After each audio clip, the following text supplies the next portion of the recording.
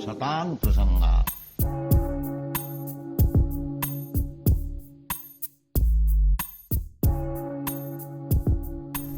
Hare Krishna, dear devotees, and welcome to today's session. I pray that all is well with you and your families during this difficult time that we all are going through. Please take note of the upcoming weeks as the virus is spiking in different areas and it's becoming very serious. So it's important that you take the necessary precautions. So today's verse goes as follows. We have to give our circumstances as well as our illusionary control over them to Him. The result is internal peace, regardless of external circumstances. This should be done at any time for everything.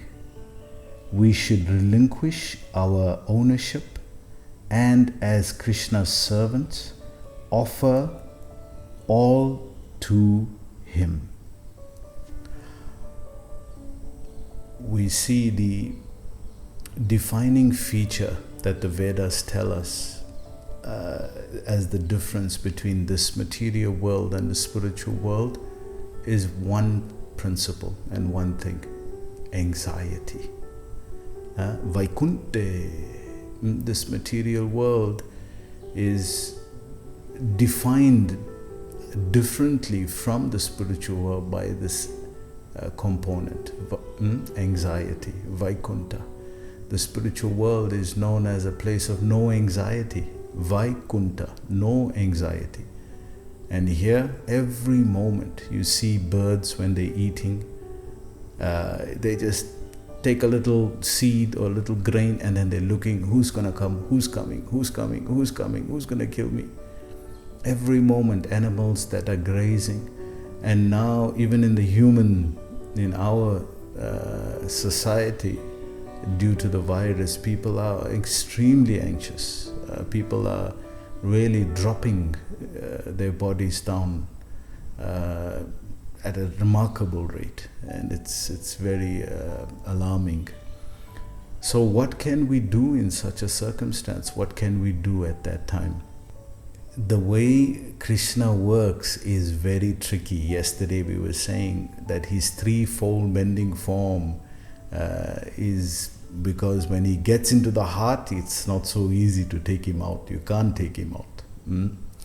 So Krishna works in a very tricky way. We see in the Ramayana the pastime with Sugriv and Bali, these two brothers. And Ram had told Sugriv, don't worry, I'll be on your side. And you go and invoke a fight with him and I will kill him. I will be at a distance and I would kill him. And they had a huge fight. Boof, boof, bang, bang, oof. They were, and Sugriv is really wondering, when is he going to shoot? When is he going to do something? I'm getting killed here. And Ram was just back. And then at the end, he lost. And he came back all battered and bruised and almost dead. And he says, Ram, you said you were going to help me. And I was waiting for you to shoot. Oh, sorry, man. Both of you look the same. And I couldn't differentiate who was who, so I was hesitant to shoot. So you go again. This time you tie a ribbon or tie something on your arm so I can differentiate. Oh. Krishna and his reasonings. We see even another beautiful part comes where Ram tests his devotee. When Jatayu was killed, he was struck by Ravan and he fell and he was wounded and he gave his life for Sita. And as Ram was coming through the forest trying to look for Sita, where is she? He's running like a madman, calling out to the plants and the birds and the trees Did you see Sita? Did you see Sita? He's asking everyone. And eventually he sees Jatayu. And first thing he sees is the blood on Jatayu. And what does he think? He thinks that is Sita's blood and that Jatayu is a vulture, therefore he must have eaten Sita. And he goes there, he says, did you kill my wife? Did you kill Sita? And he says, no, my lord. I gave my life for her. I tried to save her. So the first thing your beloved Lord says to you when he meets you for the first time, he accuses you. So it's very difficult to know the mind of Krishna. Very difficult to know what he's got planned and how he's got things planned. Therefore, the devotee offers everything to Krishna. It's an interesting concept. We'll cover that as we're reading. It says here, we have to give our circumstances as well as our illusionary control over them to him. It's just an illusion that we can actually control. If we actually had to figure out how many factors are involved for something to happen, it will be overwhelming. You just think about it in a very rational way. How many factors are involved that you just get up off your bed and then go to the bathroom, come back? Just that. You have to be breathing. Your circulation has to be good. You have to be alive. Nothing must be on the way. So many. If you start, you won't stop. All these things have to be there in order for me just to get up. So it's an illusion to think that we're actually controlling anything. Therefore, leave it to the controllers. And Krishna is the supreme controller. Parameshwar, Ishwara, Parama Krishna is the supreme controller. So leave it to him. He understands the dynamics of karma and how it works. And because we his devotee, he's made the best choice for us. It may not be the best choice that we want to hear, but he's decided that this is the best choice for you at this time. And be pleased with that. Be peaceful with that. As a devotee, we don't have a choice anyway. It's just the proper way to understand things. Again, understanding. Tesham shatati yuktanam bhajatam pritipurvakam tadadi buddhiyogam tam yena mamupayantite.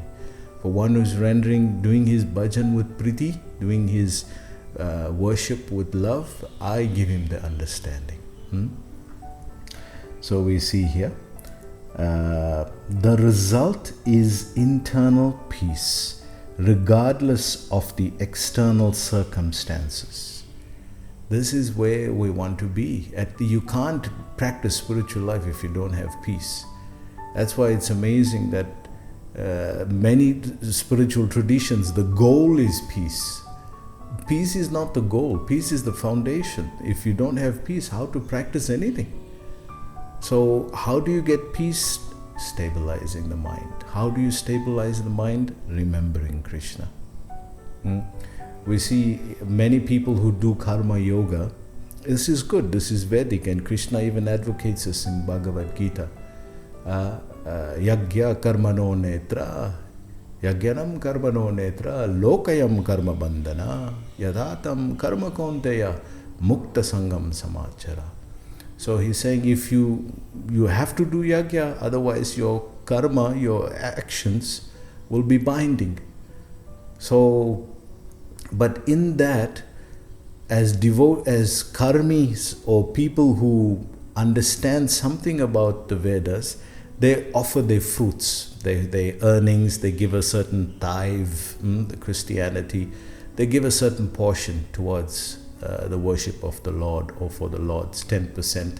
Prabhupada even said 10%, but that's a big amount these days for people. So they give a certain portion for purification. But Krishna is saying in that verse, if you read it carefully, 2.47, he says, also surrender the action. Also offer the action. That means the circumstance. Don't only offer the result. Don't only offer the fruit of action. offer the action itself to the Lord. And this is what the devotees do. They offer everything to the Lord. If you only offer the fruit, what about the action? So whose control is that? That's in your control? No. Leave everything to Him.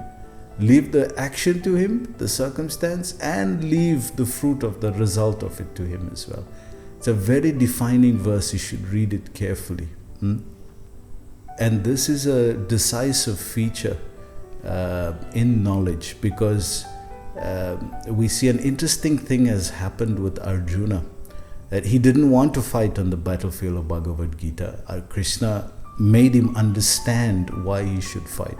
So after hearing Bhagavad Gita, he started to fight. He performed action. So many years later, when Krishna had left the planet, again there was a calamity where these cowherd men had come and plundered the village, and Arjuna had to defend again. And at that time, he was remembering Krishna's words of Bhagavad Gita. And how did he respond then? He didn't act. He didn't fight. He renounced. He renounced. He left this world and went for the Himalayas. So by hearing Bhagavad Gita at that time, he acted. By remembering Bhagavad Gita at this time, he renounced. So we got to know how to use the understanding of Bhagavad Gita for our circumstance. It's not always that we're going to be acting. This should be done at any time for everything. We should relinquish our ownership and, as Krishna's servant, offer all to Him. Prabhupada would ask, who is the proprietor? What do you own? We don't even own these bodies. So what belongs to you then? So in striving for peace, Bhagavad Gita gives the peace formula. 5.29. Krishna says there, Bhokta Jagya Tapasyanam Sarvaloka Maheshwaram Surita Sarvabhutanam Gyatva Mam Shanti Michati. You will become Shanti. You will become peaceful if you understand Bhokta Jagya Tapasyanam. I am the supreme enjoyer, and all yagyas are meant for my pleasure. Bhokta Jagya Tapasyanam, all the austerities you're doing is for me as well. And Sarva Loka Maheshwaram, I am the controller of all the lokas. Sarva Loka Maheshwara, I am the supreme controller of all these planets. And as much as I'm doing all of that, Surita Sarvabhutanam, I'm also wanting to be your well-wishing friend. That's a very intimate suggestion by Krishna. And if we combine these both, that He's the supreme power, He's the supreme controller, with His sweetness, His majesty and His sweetness, Audarya, Madhurya. If we combine the both, then Gyatva Mam Shanti Michati, we become peaceful. So I was listening to a very beautiful verse yesterday. Prabhupada was talking about Amrish Maharaj, 9th canto, 4th chapter, verse 18. Prabhupada was saying there that his perfection, that he just remembered the lotus feet of Krishna. And Prabhupada says devotees must practice this, remembering the lotus feet of Krishna. Savai mano Krishna padara vindayo vasamsi vaikunte gunanavarnane. That one should remember, he practiced all 9 forms of devotional service. But first, Savai mana Krishna padara vindayo, remembering Krishna's lotus feet. So I hope you enjoyed today's session. Please join us again tomorrow. Hare Krishna.